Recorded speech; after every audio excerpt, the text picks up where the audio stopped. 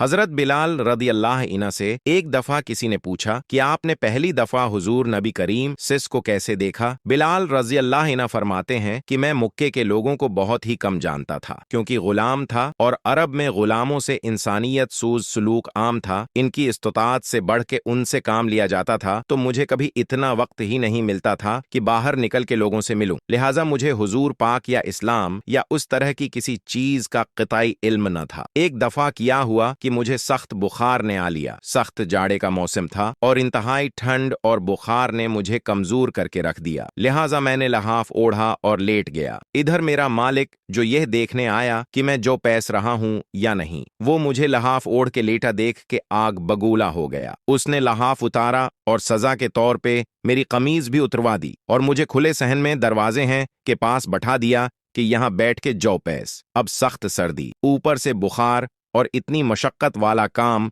मैं रोता जाता था और जौ पैसता जाता था। कुछ ही देर में दरवाजे हैं पे दस्तक हुई। मैंने अंदर आने की इजाजत दी तो एक नहायत मतीन और पर नूर चेहरे वाला शख्स अंदर दाखिल हुआ और पूछा कि जवान क्यों रोते हो। जवाब में मैंने कहा कि जाओ अपना काम करो, तुम्हें उससे क्या, मैं जिस वजह से भी रूऊं, यहाँ पूछने वाले बहुत हैं लेकिन मदावा कोई नहीं करता। किस्सा मुख्तसर कि बिलाल ने हुजूर को काफी सख्त जमले कहे। हुजूर सल्लल्लाहु अलैहि वसल्लम ये जमले सुन के चल पड़े। जब चल पड़े तो बिलाल ने कहा कि बस, मैं न कहता था कि पूछते सब हैं, मदावा कोई नहीं करता। हुजूर ये सुन कर भी चलते रहे।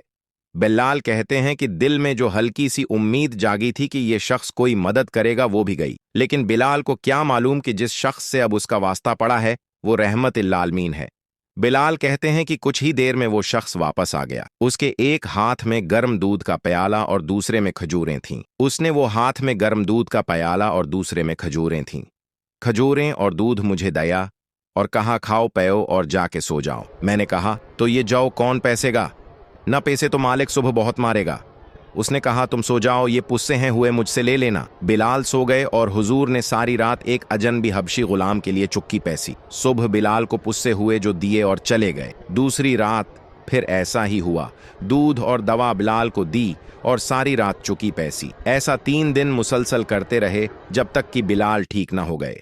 ये था वो तारुफ जिसके बतन से इस लाफानी इश्क ने जन्म लिया कि आज भी बिलाल को सहाबी रसूल बाद में आशिक रसूल पहले कहा जाता है। वो बिलाल जो एक दिन अजान न दे तो खुदा ताली सूरज को तुलुआ होने से रोक देता है। उसने हुजूर के विसाल के बाद अजान देना बंद कर दी, क्योंकि जब अजान में अशहदु अन्ना मुहम्मदन रसूलुल्लाह तक पहुंचते तो हुजूर की याद में हचकियां बंध जाती थीं और जार व क़ितार रोने लगते थे। ईसार और उखूत का ये जज्बा इतना ताकतूर है। अल्लाह हम सबको अमल की तौफीक अता फरमाए।